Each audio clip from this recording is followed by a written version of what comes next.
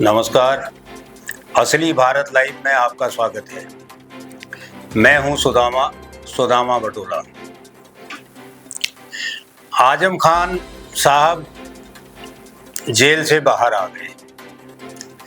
23 महीने की जेल के बाद रिहा हुए और जब से वे बाहर आए हैं, यूपी की राजनीति में चारों तरफ सिर्फ आजम खान की चर्चा है। भारतीय जनता पार्टी खामोश है, बहुजन समाज पार्टी खामोश है, समाजवादी पार्टी में हलचल है। समाजवादी पार्टी के मुखिया अखिलेश यादव आजम खान से मिलने वाले हैं। मिलना भी चाहिए, वो इंतजार भी कर रहे हैं, कह रहे हैं कि मेरे लिए ये हौसला अफजाई होगी। आजम खान साहब हैं कौन? आजम खान साहब एक चिनगारी हैं। आजम खान साहब 440 बोल्ट हैं। वे आज राजनीति में कहीं नहीं हैं। वे आज किसी सदन के सदस्य नहीं हैं। लेकिन आजम खान आज भी जिधर देखते हैं, मीडिया उधर देखने लगता है कि आजम साहब इधर क्यों देख रहे हैं। जब सीतापुर जेल से रिहा हुए तो सैकड़ों गाड़ियां उनको लेने के लिए वहां मौजूद थी। यह आजम खान की लोकप्रियता का प्रतीक है। बड़े चैनलों, छोटे चैनलों, सोशल मीडिया और लोकल पत्रकारों का बड़ा हुजूम था और एक खबर पता नहीं कहां से चली कि वे बसपा में शामिल हो जाएंगे। यह खबर दिल्ली से लेकर, लखनऊ से लेकर रामपुर तक आजम खान साहब का पीछा करती रही। आजम खान साहब बरेली पहुंचे। झुमका चौराहे पर उनका स्वागत हुआ। मीडिया वालों को यह अच्छा मौका मिला सवाल पूछने का। उन्होंने सवाल दागा। सवाल बसपा पर था। आजम खान साहब ने कोई जवाब नहीं दिया। बरेली के बाजार में झुमका गिरा रे, ये बहुत पुराना गाना है, बड़ा लोकप्रिय गाना है। लेकिन बरेली के बाजार में इस बार खबर का कोई झुमका नहीं गिरा। आजम खान को समझना इतना आसान नहीं है। वे ये कहकर आगे बढ़ गए कि अभी तो मैं छोटा हूं, अभी तो मैं इलाज कराऊंगा। फिर वो रामपुर चले गए। दूसरे दिन उनसे फिर पत्रकारों ने यही सवाल दोहराया। आजम खान का सीधा सा उत्तर आया कि अभी मैं इतना पागल नहीं हूं कि बसपा में जाऊं या समाजवादी पार्टी को छोड़ दूं। एक स्वाभाविक सा सवाल था। जो आदमी 2 साल जेल में रह के आया हो, जो आदमी सैकड़ों मुकदमे अपने ऊपर ले करके आया हो और जो आदमी रिहा होके नहीं, जमानत पर बाहर आया हो, उस आदमी की राजनीति में इतनी धमक और मीडिया में उसकी चाहत इतनी क्यों है? ये उत्तर प्रदेश की राजनीति का आज बहुत बड़ा सवाल है। आजम खान साहब कैसे रिहा हुए, क्या हुए, ये एक अलग कहानी है।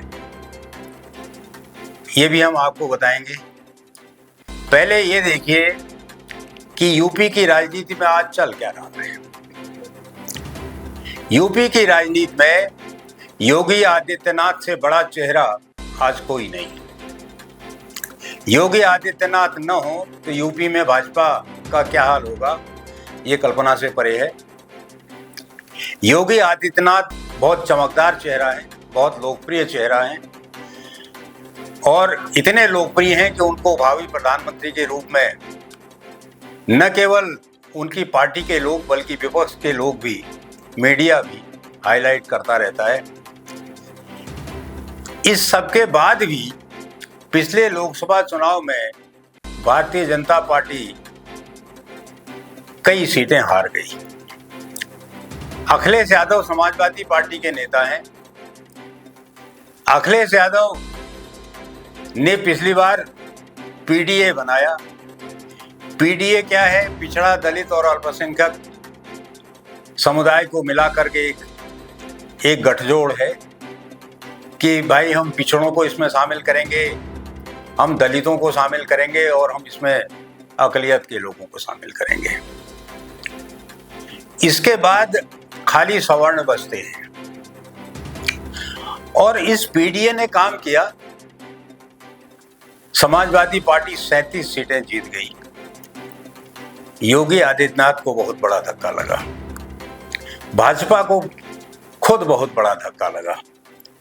केंद्र में नरेंद्र मोदी जैसे नेता को सहयोगी दलों के समर्थन से सरकार बनानी पड़ी, और अगर ये 37 सीटें भाजपा न हारी होती तो केंद्र में आज भारतीय जनता पार्टी की खुद के बहुमत वाली सरकार होती। तो पिछले चुनाव का दर्द भाजपा भूली नहीं है और भाजपा उस हार को दोहराना नहीं चाहती। इसलिए इस हार के बाद भी योगी आदित्यनाथ को हटाने की कभी कोई बात नहीं हुई। लेकिन अब सवाल यह है कि यूपी की राजनीति में योगी रहेंगे, अखिलेश तो है ही, पीडीए उनका कामयाब है,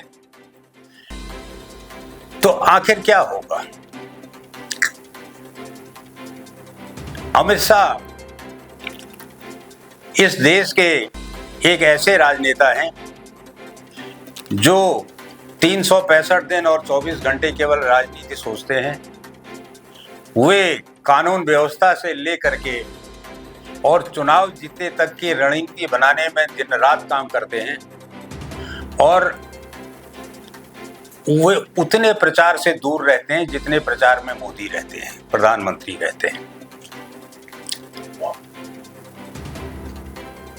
अमित शाह से बड़ा रणनीतिकार आज की तारीख में किसी पार्टी के पास नहीं है।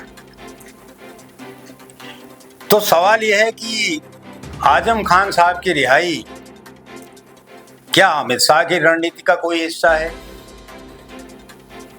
क्या इस रिहाई से उत्तर प्रदेश के राजनीतिक समीकरणों को इधर उधर किया जा सकता है? क्या उनमें फेरबदल हो सकता है? इधर दूसरी एक बात और हुई है। बहुजन समाज पार्टी जो कई साल से निष्क्रिय नजर आ रही थी, उसने लखनऊ में एक बड़ी रैली आहूत कर दी है। बसपा का जनाधार भी बिखर रहा है। वो जनाधार काफी कुछ अखिलेश के पास जा रहा है, काफी कुछ भाजपा के पास जा रहा है। तो मायावती की चिंता ये है कि उसका खोया जनाधार उसके पास कैसे वापस आए। तो मायावती जी रैली करने वाली हैं, तो ये समीकरण बदल रहे हैं। राजनीतिक विश्लेषकों की नजर यूपी पर इस समय है। चुनाव बिहार में हो रहा है, चुनाव आयोग बिहार की तारीखें तय करने में लगा है। बिहार के राजनीतिक दल बिहार में कभी एसआईआर, तो कभी वोटर लिस्ट, तो कभी भाषणों का और कभी इसका उसका उल्लेख करते हैं। लेकिन अमित शाह की नजर यूपी पर है। अगर अगले चुनाव में यूपी में नुकसान हुआ तो फिर उसकी भरपाई मुश्किल होगी। तो सवाल यह है कि क्या आजम खान की रिहाई का उत्तर प्रदेश के अगले 2 साल बाद होने वाले चुनाव से कोई संबंध है? क्या आजम खान साहब योगी के लिए किसी तरह मददगार हैं? आजम खान साहब कभी भाजपा के समर्थक नहीं हो सकते हैं, लेकिन आजम खान साहब जिस हालत में आज हैं, उस हालत में भी अगर मीडिया उनका पीछा कर रहा है तो जाहिर है कि कुछ तो हैसियत है, कुछ तो बात है। अब समाजवादी पार्टी का जहां तक सवाल है, आजम खान अखिलेश यादव से नाराज है। चाहे अखिलेश यादव कुछ कहें, चाहे आजम खान के शुभचिंतक कुछ कहें, लेकिन नाराजगी तो है। आजम खान जेल से रिहा हुए, अखिलेश यादव का कार्यक्रम जारी हुआ कि हम आजम खान साहब से मिलने जाएंगे।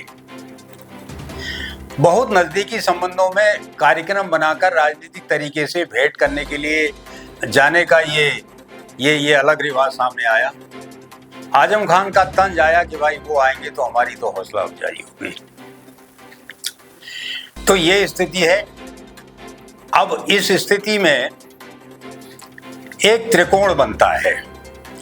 वो त्रिकोण ये बनता है कि मायावती अगर अपना वोट बैंक वापस लेने में कामयाब होती हैं तो मायावती का दलित वोट जो पीडीए में जा रहा है वो वहां जाने से रुकेगा और अखिलेश कमजोर होंगे। अखिलेश कमजोर होंगे तो भाजपा की सीटें बढ़ेंगी। तो एक जो संभावना दिख रही है वो ये संभावना है। इस पर फिर कभी विस्तार से बात करेंगे। बहरहाल आजम खान साहब रिहा हुए हैं। आज आजम खान साहब पर बात करने का दिन है। आपने क्रिकेट में देखा होगा, क्रिकेट के मैच होते हैं, कोई रनों का शतक लगाता है, कोई कैच पकड़ने का शतक बनाता है। शतक क्रिकेट में सुनने को मिलते हैं। आजम खान पहले शख्स हैं जो मुकदमों का शतक लेके घूम रहे हैं। आजम खान के ऊपर 100 से अधिक मुकदमे हैं और आजम खान उसके बाद भी विचलित नहीं है। वे कहते हैं कि न्याय तो सिर्फ सुप्रीम कोर्ट से ही मिलेगा, मुझे तो ऊपर वाले पर भरोसा है। ठीक बात है, सुप्रीम कोर्ट पर सबको भरोसा है, सुप्रीम कोर्ट न्याय देता है। तो आजम खान साहब आज की तारीख में चुनाव तो नहीं लड़ सकते, न उनके परिवार का कोई सदस्य चुनाव लड़ सकता है। लेकिन आजम खान जिस तरह से प्रदेश की राजनीति में हावी रहे हैं, जो उनके मुलायम सिंह यादव के साथ रिश्ते रहे हैं, जिस तरह से वो हर छोटे बड़े फैसले में साथ रहे हैं और जिस तरह से उन्होंने उत्तर प्रदेश की राजनीति को अलग दिशा दी है, वो बेमिसाल है। वो एक मिसाल है अपने आप में कि आजम खां कुछ न भी हो तब भी आजम खां है। और आजम खां बनना आसान नहीं है। रामपुर जैसे शहर में जहां कुछ नहीं था, जहां नवाबों का गढ़ था, जहां नवाबियत थी, जहां गरीबी थी, जहां लोग फुटपाथ पर और झोपड़ियों में रहते थे, उस रामपुर को आजम खान ने रामपुर बनाया। उस रामपुर में आजम खान ने विश्वविद्यालय बना दिया। उस रामपुर में आजम खान ने अक़लियत के लोगों को कलम पकड़ना सिखाया। और आजम खान का दर्द यह है कि भाई मैंने जो भी कसूर किया हो, कसूर तो मैंने किया है क्योंकि बकरी भी मैंने चुराई है। अब इसको उनका तंज कहिए या उनका दर्द कहिए, लेकिन वो कहते हैं कि भाई मुसीबत में तो साथ किसी ने नहीं दिया। अब वो दिल्ली में चले गए थे, दिल्ली से इलाज करा के लौटे हैं और आप अटकलें लगाते रहिए। सोशल मीडिया उनके बारे में लगातार सजग है। आजम का दर्द आज की तारीख में ये है कि हरिवंश राय बच्चन की एक पंक्ति है कविता की कि मैं छिपाना चाहता तो जग मुझे साधु समझता, शत्रु मेरा बन गया है छल रहित व्यवहार मेरा। अब ये लाइन है, इस लाइन का मतलब यह है कि भाई मैं तो अपनी शराफत से मारा गया, मैं अगर छिपाता तो मैं बहुत कुछ कर सकता था, मेरा व्यवहार मेरा दुश्मन है। और आजम खान साहब पर यह बात इसलिए लागू होती है कि आजम खान का कोई दोस्त नहीं है, आजम खान का कोई दुश्मन भी नहीं है, लेकिन आजम खान को पसंद करने वाले और पसंद न करने वालों की बहुत लंबी लाइन है। आजम खान को जो लोग नहीं जानते वो भी उनका विरोध करते हैं, आजम खान को जो लोग नहीं जानते वो भी उनके समर्थक हैं। कई उनके भाषण बहुत वायरल हैं, कई उनके भाषण बहुत तीखे हैं और चुभने वाले हैं। तो ये देखना बड़ा दिलचस्प है कि जब आजम खान और अखिलेश यादव की मुलाकात होगी तो आजम खान का क्या रुख होगा। आजम खान में विस्फोट करने की ताकत तो है। अब यह विस्फोट फायदे के लिए होगा कि नुकसान के लिए होगा, क्या होगा, ये समझने की बात है। बहरहाल राजनीतिक पंडितों की नजरें इस पर लगी हैं और यूपी में अगले चुनाव की तैयारी का ये पूर्वाभ्यास है। आजम खान को परखा जा रहा है कि अब ये कितने उपयोगी हैं। अब आजम खान को ये साबित करना होगा कि वे उपयोगी है कि नहीं है, और उपयोगी हैं तो कितने उपयोगी हैं। अखिलेश अगर आजम से नाराज तो नहीं है, लेकिन अगर आजम को साथ नहीं रखते हैं तो ये संभव नहीं है। अखिलेश आजम का बहुत आदर करते हैं, बहुत सम्मान करते हैं, और आजम खान के जेल में रहने के दौरान भी 3 वकील समाजवादी पार्टी के आजम खान के लिए लगातार कोर्ट में पैरवी करते रहे, तमाम जगह भागते रहे, तमाम जगह बातचीत होती रही।